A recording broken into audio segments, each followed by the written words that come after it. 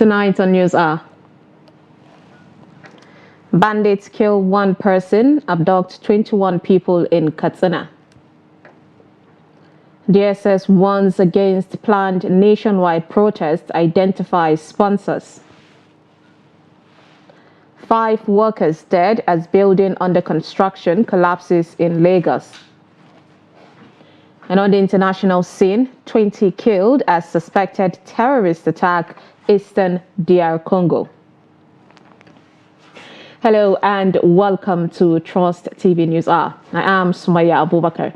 And now the details. We'll start with security. Now, dozens of bandits have raided Ruwangodia community in Faskari local government area of Katsina State on Wednesday night, killing a retired health worker identified as Saidu Amadou. The bandits, upon arrival, went straight to the village center and started shooting indiscriminately and chased their victim, Saidu Amadou, to his house and forcefully broke into his home and his room, where they killed him instantly. The bandits, who spent about an hour terrorizing residents, abducted about 21 people, including women, children, and the elderly. The attackers also rustled hundreds of animals. Eyewitnesses say late Saidu Amadou may be one of the bandits' primary targets in the village because of his relationship with security operatives and how he volunteers information to authorities. This is the 6th time Ruwangodia village is coming under attack in less than 4 months. Also, government and security agencies in Katsina are yet to comment on the attack. And now joining us in Katsina is our reporter Abdullahi Yamadi via phone call to give us an update on the situation. Good evening, Abdullahi. Thank you so much, Samaya Abubakar. It's good to have you. So what update can you give us about the aftermath of this heinous bandit attack? Well, at the moment, out of the 21 abductees, 2 including the widow of the deceased, that is Saidu Amadou, and one other person have escaped unhurt, and they have returned to Ruwangodia. And then residents of the community majority of them have been displaced. Even this evening, before this news hour, many people were seen leaving the community to Funtua, Bakuri, Kankara, and other neighboring communities perceived to be safer. And of course, people are seriously worried because Ruwangodia is one community with a military base, but in spite of that, they are very furious, and of course, talking about the insensitivity of the military personnel there. What they are saying is that the proximity between the military base in Ruwangodia and the scenes of these attacks, about 6 attacks separately, is less than 300 meters away. But despite that, and of course, despite several distress calls put to the military personnel, and of course, despite the proximity between the military base and of course, since of the attacks, they have never responded for one to rescue residents of the community. And even the demonstration one that took place on Wednesday, the military personnel were there, and they have not responded to these attacks. And another thing is the frequency of the attacks. The neighboring villages such as Shau, Kwakware Shemi, Gidan Alhaji Sule, Koi, Doma, Zari, Mununu, Yaramalamai, and of course Ungwarguga. All of these communities have been coming under a series of attacks, but there was never for one military or other security agencies intervened to rescue the residents of these communities. So these are some of the scary situations they found themselves. So have the police or the government officials make any comments yet? And what other plans do they have for the kidnapped victims? Well, 2 minutes before now, I spoke with the police command spokesman, ASP Abubakar Aliu, who confirmed to me that they are aware of the attack, saying 2 vigilante officials were killed and 6 people were abducted from the community, contrary to what the residents are saying. But this too has raised a lot of dust, because the residents are saying one person was killed and he's not a vigilante official. And they're asking the police and other security agencies to be verifying information before releasing it to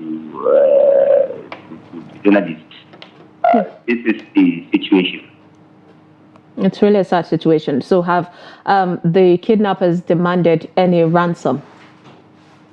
Well, at the moment, they have not demanded for ransom for the recent attack, because the recent attack, like I said, they abducted about 21 people. But previously, the people that are with the bandits, who are being held by the bandits, and for them, they have been negotiating with the residents for ransom amounting to millions of naira, which the residents are saying they cannot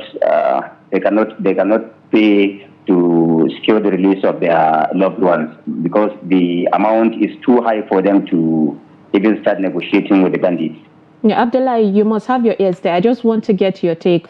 If you've heard anybody talk about, the fact that the resident there feel there seem to be less or even no concern being shown to them whenever they reach out to security agent, have the army asked, relate or talk to why they have never, received or answered the call for help of these people? Well, I have made several attempts to speak to the military formations here in Katsina, but to no avail, because the situation is very worrisome. Things like this usually happen, but to talk to the military officials here used to be very difficult. But they are asking, even a few moments ago when we spoke with the residents, they are asking asking the government to deploy security operatives to the town, at least to secure them from the bandits attack, because they are saying they have been left at the mercy of these hoodlums. Day in, day out, they are coming under a series of attacks. So they are requesting the government to come to their aid and deploy security operatives to the town. And we hope the necessary things is done to help these people. Thank you so much, Abdullahi Yamadi, for the update. Thank you so much, Sumaya. Of course. Now moving on to other security matters, the Department of State Services, the DSS, is asking persons and groups yet to identify themselves in the public as leaders of the plot to stage a nationwide protest to shelve their plans and eschew any form of proposed rage, anarchy, and spoliation. In a statement signed by the Director of Public Relations and Strategic Communications, Peter Afunaya, the service said that while peaceful protest is a democratic right of citizens, it has confirmed a sinister plan by some elements to infiltrate the protest and use it to cause chaos and extreme violence in the land. The statement added that the service has identified the reason behind the protest to be political, as the plotters desire to use the intended violent outcome to smear the federal and subnational governments, make them unpopular, and pit them against the masses with a long-term objective of achieving a regime change, especially at the center. This service says it has also identified the funding lines, sponsors, and collaborators of the plot, and is therefore asking parents, guardians, and heads of traditional and academic institutions to advise their children, wards, subjects, and students not to take part in the planned protest. The statement further says the service will work with other sister security and law enforcement agencies to maintain peace and, where necessary, will apply all legitimate methods to achieve this. Ahead of the planned protest nationwide over economic hardship in the country, military has warned organizers of the protest against any form of violence. The Director of Defense Media Relations, Major General Edward Buba, at a press briefing in Abuja on Thursday, warned that the military won't allow anarchy to befall Nigeria. He hinted that organizers of the planned protest intend to replicate the recent protest-turn-anarchy demonstration in the East African country, Kenya. General Buba said although citizens have a right to ventilate their grievances, the military won't condone any form of violent gatherings or protests. There are plans by unscrupulous elements to hijack this protest and make sure that it turns violent. When it turns violent, I want to tell you what we have seen as will likely happen. Indeed, we need to count our blessings. Some are blessed, but they don't know they are blessed. Based on status, if you have a smartphone, if you have a car, you have a home, you have a business, you'll be labeled and attacked. For those who have shops, markets, for some who are living in other parts of the country will be attacked because they are living in another part of the country. People will be attacked for belonging to opposite political party. Believe me, when this happens, it is nothing but a state of anarchy, lawlessness.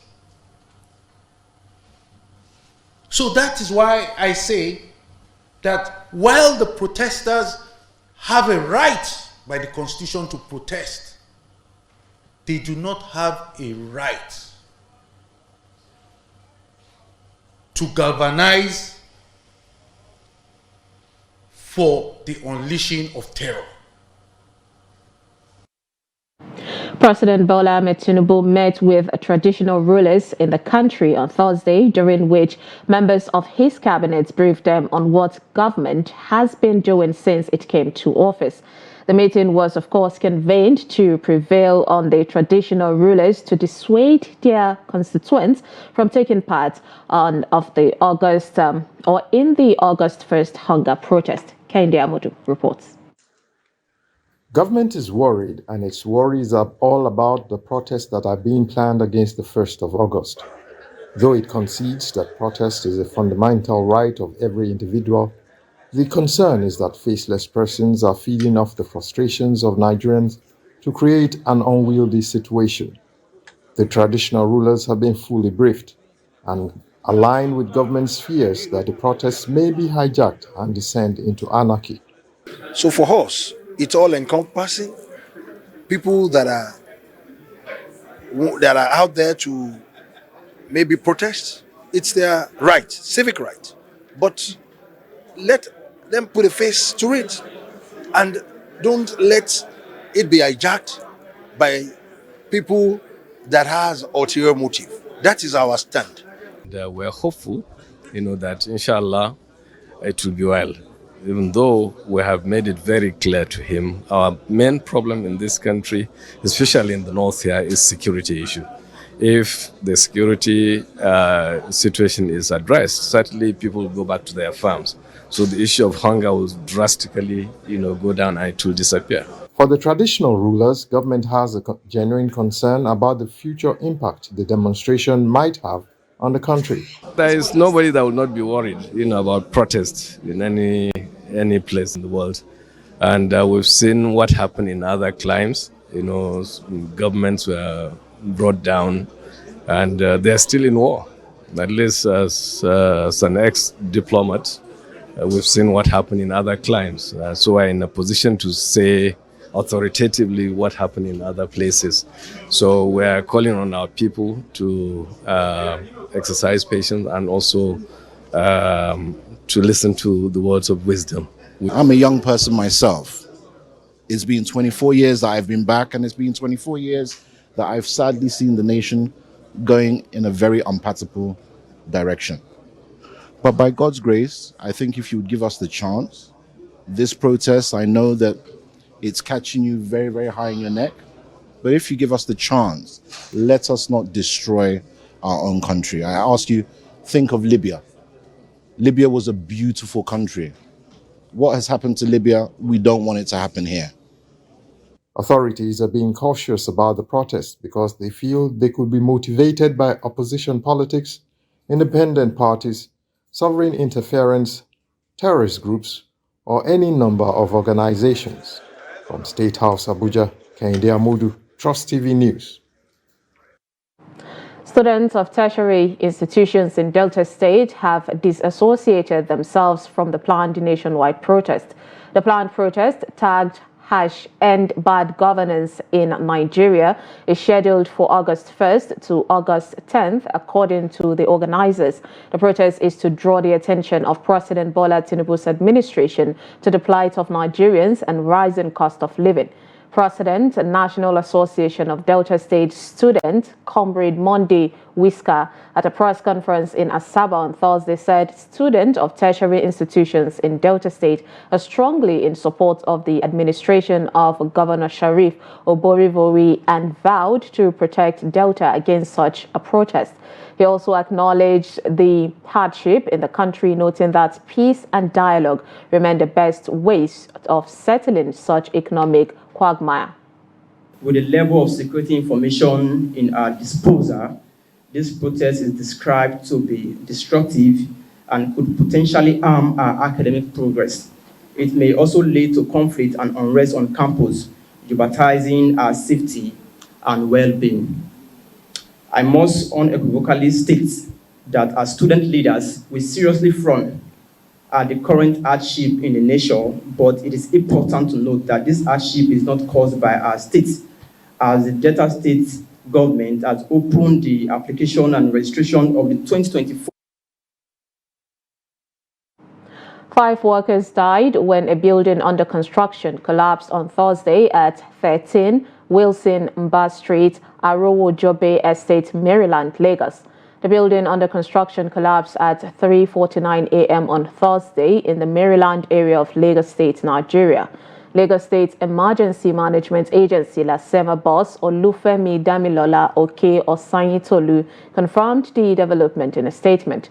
The emergency responder said 5 persons, all adult males, were rescued alive from the building collapse site. Nigeria's builders have berated the incessant building collapse across the country. Speaking in Abuja, experts said in the past 5 months, building collapse have become a frequent incident. They said the latest was in the Lukogoma axis of the Federal Capital Territory, where part of a building under construction collapsed on Wednesday, July 24th. The expert are calling for measures to be put in place to prevent future occurrences. Building continue to collapse as if we are building houses every day. Yesterday, we also had building collapse in Lagos. Day before yesterday, we had here, which is this one. So we have been talking. We, the professional bodies, especially the Nigerian Institute of Building, who are really charged with the responsibility of building production in this country. But there are there are so many reasons why we should have building collapses. Number one, lack of adherence to building regulations. 2, employment of quacks. As it is, mere looking at it, the quality of money is very poor. Also, we have to think about the enactment. You see, in the country, we have a law. There must be a law for those who are practicing building. We talk about since 2006, the National Building Code was approved by the Executive Council, and up till now, nobody still sees the importance of allowing the House to pass the law so that you can domesticate. You know, what anything federal government does, the states will adopt. That's what I mean by domestication. Lagos residents are calling for immediate action and responsible governance to alleviate the economic pressure on the people. They said the current economic climate has been exceedingly challenging for many people. The report. Across the nation, citizens are grappling with economic difficulties that has affected their incomes, making everyday life a significant financial burden for countless families. Lydia's heartfelt plea is a stark reminder of the real impacts government's economic policies and inflation are having on Nigerians. She called on government intervention to alleviate the widespread hunger in the country. The way that which people are hungry now can actually cause us to do a whole lot of things that we don't even want to do, like stealing. And I'm sure government will not have to, they will not want to have more criminals. So if there is no hunger, if hunger has been taken away from it, I feel like we would be okay more. So please, government should just find something to do about the hunger in the land. Citizens are urging policymakers to take decisive action to stabilize the economy and provide much needed relief. They should sit down and find a way of maybe like doing some farming again. Maybe they should help them, those people that are farming, because they said the whatever they are disturbing, and the cows are going to their farm to destroy their farm. They should do something like a security for them, so that those things, when it comes down, it will come to a lower place, so that we can be able to buy it with the little money we have. Before I was buying the tomatoes basket 275,000. Some market 280,000. So now, but it has released the price already, because now I can buy the basket like 120, 115. So I saw that it is very good because it has reduced the price down. So I'm very happy. All my customer before was running away, but now they're coming back to buy it from me. Solution now is for the government to put heads together, agree with us that we are not happy, things are very costly, to help us open the border. Let's be trading with other countries. Let us see things so cheap in the market. Let things be low for us to live and be happy. Lagos State residents call on the government to provide adequate security for farmers to return to their farms, as that's the only way to bring down prices of food commodities. On Trust TV. Coming up, persons with disabilities protest over job opportunities as cost of living surges. This and more after the break. Stay with us.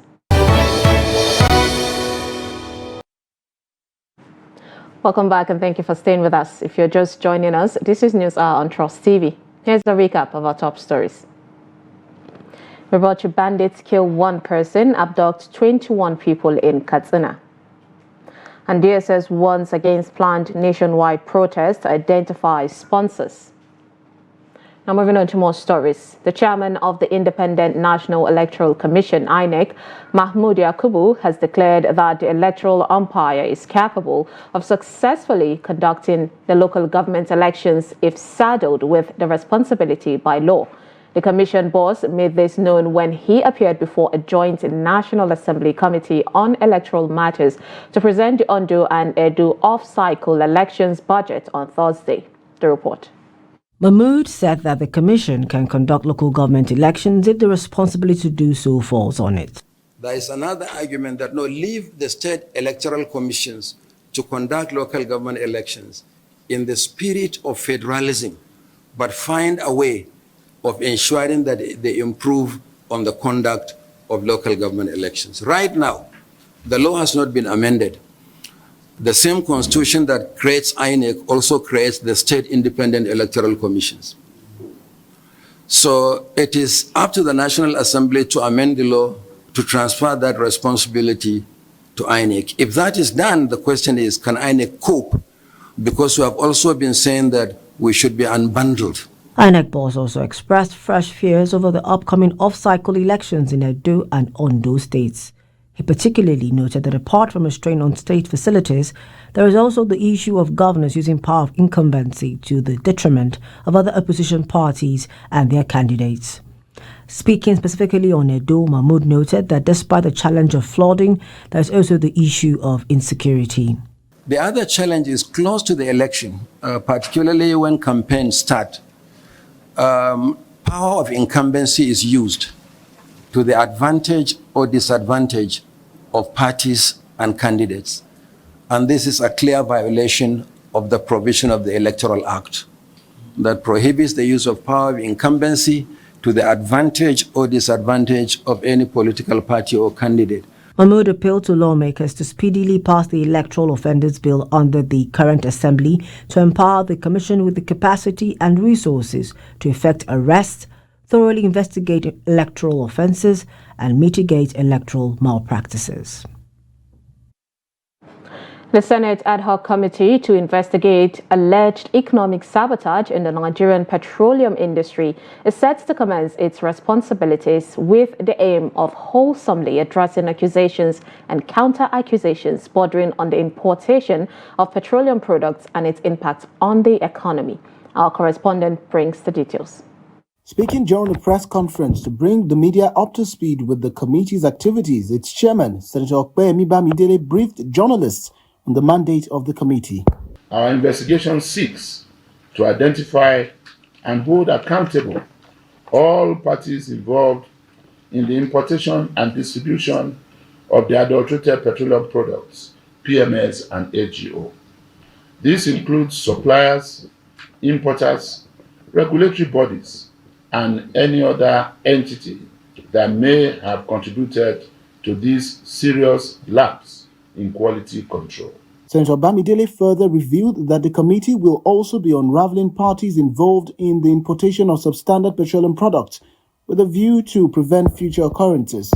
To investigate how institutions across the importation and distribution chain failed to conduct quality sampling, shipped in products without auditing, and performed part validations by the Nigerian Customs Service, Nigerian Midstream and Downstream Petroleum Regulatory Authority, Nigerian Maritime Administration and Safety Agency, Standards Organization of Nigeria, and Nigerian Ports Authority. The ad hoc committee chairman further revealed that the 15-man committee will hold its public hearing from the 10th to 12th September 2024 with agencies and corporations such as the Ministry of Finance, Petroleum, NNPCL, NMDPRA, NUPRC, Dangote Group, international oil companies, among others, set to appear before it.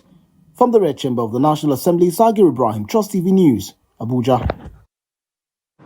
Meanwhile, Speaker of the House of Representatives, Tajuddin Abbas, has revealed that Nigeria lost approximately $10 billion in revenue to crude oil theft between January and July 2024. The Speaker, who made this known at the commencement of an investigative hearing on crude oil theft and revenue losses, emphasized the impossibility of meeting daily obligations to citizens with such significant revenue loss. Abbas, represented by Deputy Speaker Benjamin Kalu, stated that those responsible for sabotaging the oil sector are known and will be exposed through the investigation. The report. Nigeria has experienced significant revenue losses due to crude oil theft, with estimate indicating that the country lost $10 billion in just 7 months. This issue has been persistent and multifaceted with the use of various methods and actors. Speaker of the House of Representatives, represented by his deputy, expressed disappointment that those entrusted with managing the nation's affairs have prioritized self-interest. So when the people cry on the streets, it's because they have lost hope in the oil and gas sector. There is no magic this government can do without being energized by the core source of our revenue, which is the oil and gas sector, from where it is supposed to meet the obligations of his administration. No magic at all. So for those who are on the streets waiting for the President of the Federal Republic of Nigeria to do magic, he cannot do it from his pocket. he will do it from the national pocket, and the national pocket is bleeding. Secretary to the Government of the Federation, George Akume, disclosed that government spends at least $1.5 billion on pipeline surveillance to prevent crude oil theft, resulting in substantial revenue loss. The SGF, who was represented by the Permanent Secretary, highlighted that Nigeria consistently fails to meet the OPEC production quota, affecting revenues. It is a demonstration of government's unwavering commitment to transparency, accountability, and the rule of law.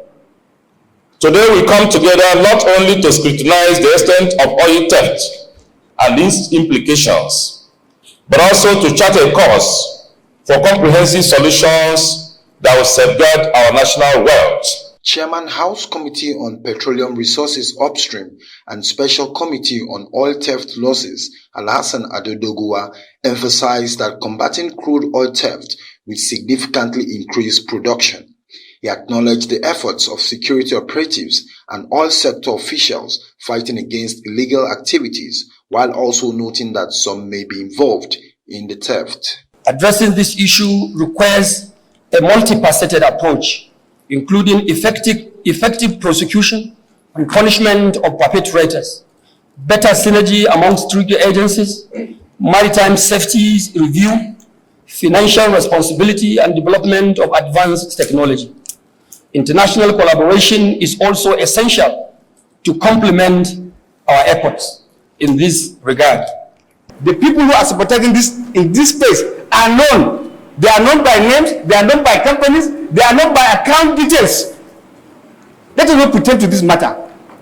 If we pretend to this matter, we will never solve the problem. I say collaborate with Nigerian Department of State Security Service. You will have every information. Crude oil theft remains a severe challenge for Nigeria, causing substantial financial losses and undermining the country's economic stability. It is expected that the outcome of this two-day public hearing will go a long way in curbing the menace. The Osun State Police Command has arrested a 37-year-old suspected ritualist, Adegboye Okpeyemi, in possession of a human skull. The suspect confessed that he got the human skull from a cemetery in Lagos State and that he wanted to use it for ritual. Hamid Oyegbade files the report. The operatives of the anti-kidnapping squad of Osun State Police Command on patrol intercepted the suspect, Adegboye Okpeyemi, at Ifedayo Street, Okebale area, Osogbo, Osun State. I was arrested in possession of a human skull and other parts. I needed the parts for rituals. That's why I requested for it from my friend who works at a cemetery in Lagos State. He sent it to me from Lagos State. The public relations officer for Osun State Police Command, Yemisi Opalola, said efforts are still ongoing to arrest his accomplice. Osun State is not safe for the criminals to hibernate. It's not a safe haven for criminals to hibernate. I want to assure you that Osun is going to be brought to a level that everybody will sleep with their two eyes closed in this state.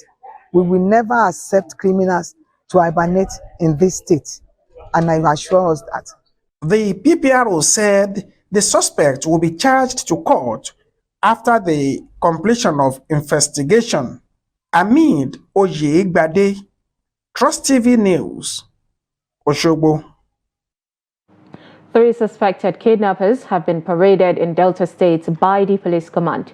The police public relations officer Delta Command, Bright Edafe, says that the 3 suspects kidnapped their victim, killed him and buried him in a shallow grave. He advised Nigerians to always report kidnap and other cases. Others paraded include suspected armed robbers that allegedly robbed students at a university in Delta State. 88 iPhones and other sophisticated gadgets were recovered. The police said the suspect will be charged to court. And they have been able to give us their modus operandi information on how they kidnapped that young man, killed him, and buried him in a shallow grave. This also portrays the fact that it is very, very important to report told the police. I always say you can report to the police either before a robbery incident, during. You can even report after. We should never relent. We should do all we can to see that we come together and get rid of this bad element from the society. For the police, dem call them because they say the person don't die. So I know back follow them reach where they go, where they hide the person. Why they tell me like that? I call waka. When I rapper, I'll give the driver, not only the hider, the carry and hold it. People living with disabilities in Yanagwa, the Bayelsa state capital, on Thursday morning staged a peaceful protest at the entrance of the Niger Delta Development Commission, the NDDC Yanagwa office.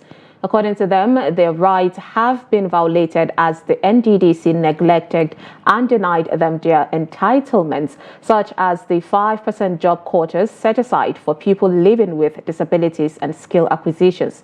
They call on the MD and CEO of the NDDC to look into their demands. Trust TV's Friday Ebimobowe Peters completes the report. According to the people living with disability, they have written several letters to the Niger Delta Development Commission in request for their entitlement without response. They said it is difficult for them to compete able-bodied people, hence the need for them to have a special quota for employment, scholarships, among others. We are agitating for a special quota for persons with disability because that Project Hope does not specify disability, because it is very hard for we to go and struggle with our counterparts. So they should give us a special quota. Then a scholarship, since the existence of NDDC, no physically challenged person have been sent for scholarship. So we need scholarship. Then we also need job, because as the 2018 Discrimination Against a Person with Disability Act had been passed to law by President Buhari. So every job opportunity, at least 5% should be given to persons with disability. We are seeking for 5% since it's a federal parastatal, because none of our person has been employed in this NDDC. When the government is doing something, they never remember the disabled person until we go. Even when we went there, they will say, you people are not among. From today, even that one is no more anymore. Look at the rice that Tinubu brought to this state. We received nothing. We received nothing. Even palliative, when palliative came, we received not until we go and block somewhere before we give up. We don't want that to happen. Others who joined their voices said the people have been long abandoned because of their hearing disability. We noticed that for some couple of years, our deaf people have been neglected and abandoned just because of their hearing disabilities. And for some years too, we have noticed that all the programs that have been done on the news, televisions, deaf have been rejected. So we are here to join our group to speak for our people, because many programs and opportunities have been forgotten by the government and even by this NDDC so-called. So disappointing that the program that is going on, our deaf people are not being carried along. Putting so many letters across, instead of getting a positive response or at least a persuasive response, what we get is response that hurt us, treating us less than human. NDDC is an intervention of the parastatal. So there are some demands we need.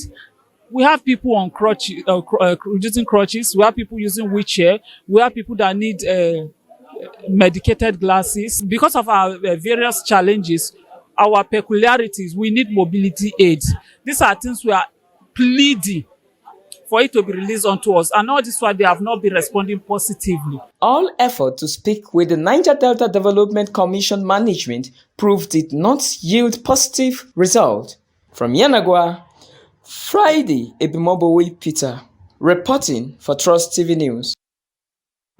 Governor Ahmadu Fintiri has advised residents of Adamawa State to safeguard the state infrastructure built by taxpayers' money to sustain government policies and projects.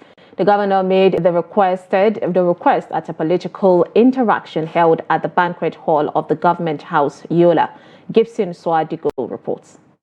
Participants at a political interaction organized by the Principal Special Assistant to Governor Fintiri on social mobilization were drawn from the 21 local government areas of Adamawa State.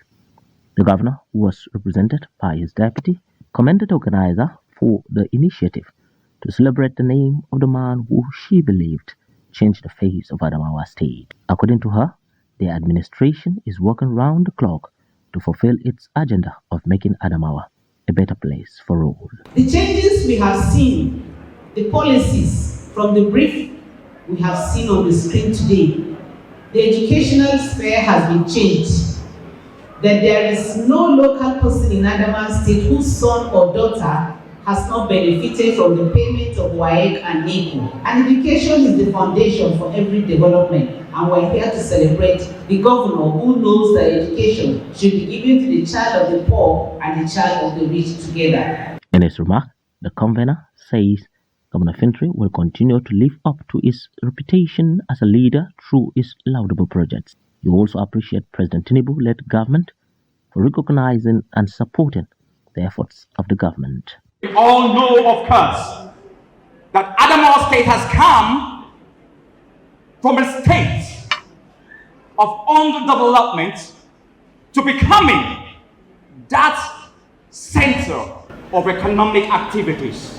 Other speakers share their thoughts on Governor Fintri's strides in areas of security, infrastructure, education, health, among others. In terms of security, in terms of advancement in education, in terms of employment, in terms of every other indices of development.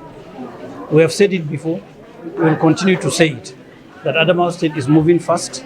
Adamawa State is today being developed simply because of discipline in government. The participants reiterated their dedication and support in advancing the legacy of the state government by protecting infrastructure built by the state. Gibson Soadgo, Trust TV News, Yola. In a determined effort to combat malaria, Governor Umar Namadi of Jigawa State officially launched the 2024 Integrated Seasonal Malaria Chemo Prevention Insecticide-Treated Net and End-of-Life Net campaign. The flag-off ceremony took place in Katanga Town, Kiawa, marking a significant step in the state's public health initiatives. The report. The program, organized by the Jigawa State Ministry of Health in collaboration with the Federal Ministry of Health, the Malaria Consortium and other malaria partners, aims to provide extensive malaria prevention resources across the state. Under this initiative, 3.4 million insecticide-treated nets will be distributed alongside the availability of 6.8 million doses of anti-malaria medicine. These resources will be distributed across all 27 local government areas of Jigawa State. During the ceremony, Governor Namadi emphasized the importance of this campaign in reducing the prevalence of malaria, a disease that continues to pose a significant health threat in the region. He lauded the collaborative efforts of all partners involved and reiterated the state government's commitment to improving healthcare outcomes for its citizens. As we conduct the formal flag-off of the distribution of 3.2 million insecticide-treated bed nets and seasonal malaria chemo prevention campaign with the 6.8 million doses of SPAC anti-malaria will be provided. I will urge the people to take full advantage of the interventions by the state government and the Global Fund to ensure that the net are effectively used within household to get the necessary protection from that malaria-causing female Anopheles mosquitoes.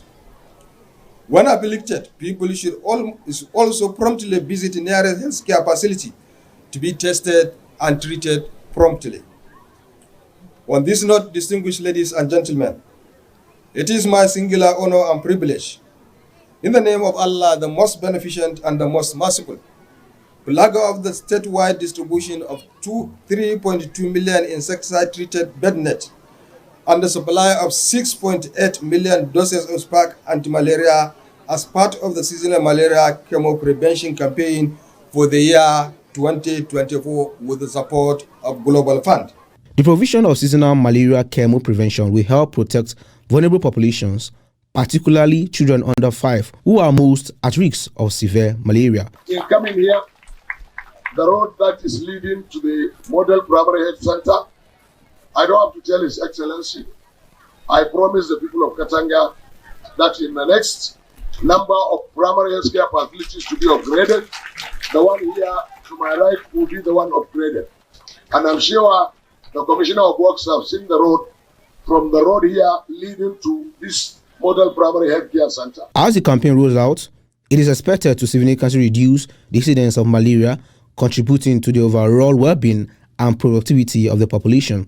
Governor Namadi called on all residents to actively participate in the campaign, stressing that community involvement is crucial for the success of this vital health initiative. The flag-off ceremony was attended by key stakeholders, including representatives for the Federal Ministry of Health, the Malaria Consortium, local government officials, and community leaders. The presence underscored the collective resolve to tackle malaria and enhance public health in Jigawa State.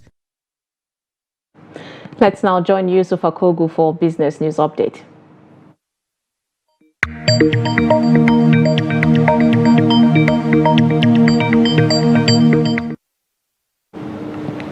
Welcome to Business News. I am Yusuf Akogu. The Central Bank of Nigeria has sold one-year treasury bills at the rate of 22.1% during July 24 auction. This move reflects the central bank's ongoing effort to manage liquidity and control inflation in the economy. According to the auction result, the total amount offered by the CBN in this auction was 227.96 billion naira spread across different tenors. This represents an increase of 21.53% from 229.72 billion offered in the previous auction of June 26, 2024. The total subscription amount for this tenor combined was up to 373.95 billion naira, exceeding the amount offered and reflecting strong investors' confidence and demand for government securities. The Corporate Affairs Commission (CAC) say it will delist companies that have not filed their annual report in a decade. In a statement on Wednesday, the Commission said the full list of the dormant companies was available on its website. According to the statement, the Commission, pursuant to its power contained in Section 69234 of the Companies and Allied Matters Act No. 3 of 2020, intend to strike off from the register names of defunct or dormant companies that have not filed annual report for a period of 10 years. The Commission gave the companies 90 days from the date of the statement to file all outstanding annual returns so as to remove their name from the list.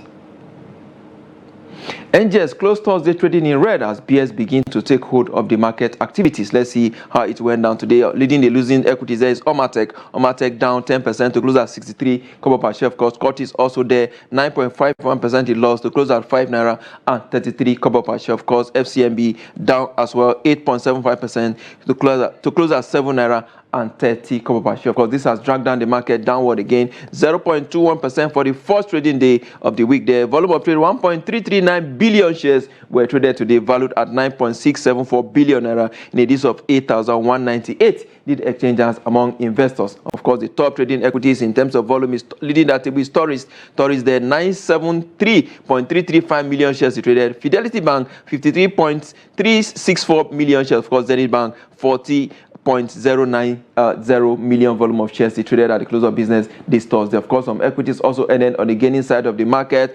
Custodian Insurance leading that table there, 8.51% it gained to close at 10 naira and 20 kobo per share. Livestock Feed also up there, 3.91% to close at 2 naira and 39 kobo per share. So of course, Wapik, another insurance company, up there as well, 3.90% to close at 80 kobo per share there. Of course, that's the highlight of stock trading as it went down this Thursday on the floor of NGS. Let's see the global stock market and exchange rate data for today.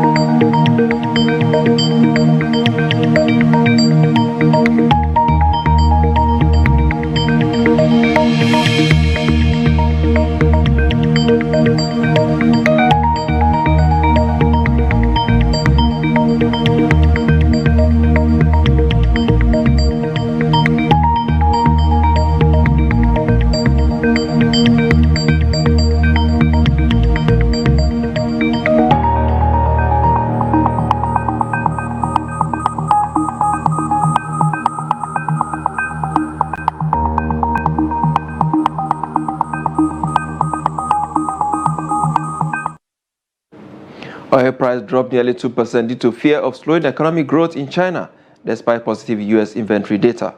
At the London market, Brent crude sells for $80 per barrel. For the oil basket, price steadies at $82 per barrel. And that's business. I am Yusuf Akogu.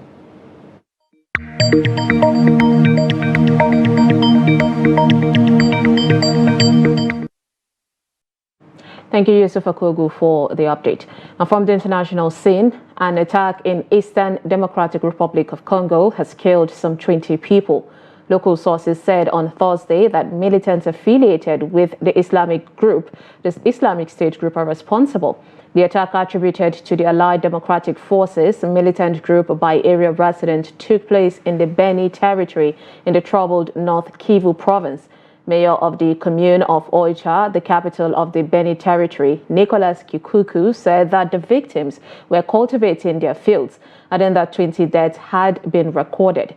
The farmers were killed by gunshot or knife in a village around 30 kilometers from Oicha, where most of the bodies were brought. It's now time for sports news update with Adeni Ajishafe.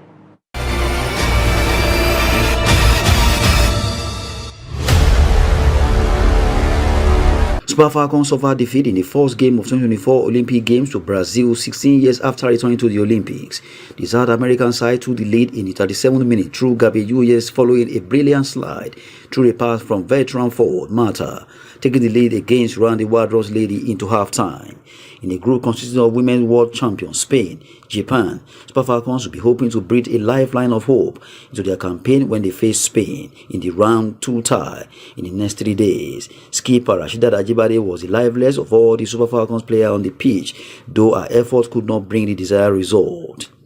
Meanwhile, world champion Spain edged 2011 FIFA Women's World Cup winners Japan 2-1 in the opening Group C match of the Women's Football Tournament of Paris 2024 Olympics in Nantes. The 2023 FIFA Women's World Cup winners secured their first ever match at the Olympics. Super Falcons will face world champion Spain on the 28th of August. That's Sport News. I'm Adeni Ajishafe.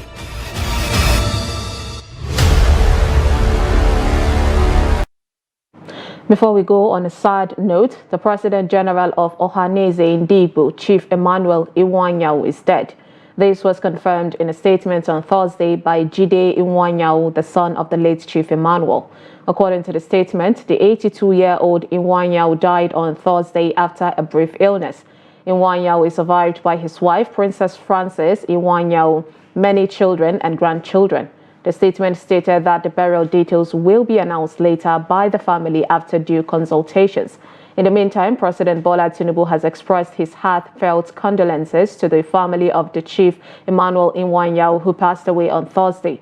A message of condolence from the presidential spokesman, Ajurin Glale, noted that Chief Iwuanyanwu was, until his death, the President General of Ohanaeze Ndigbo worldwide.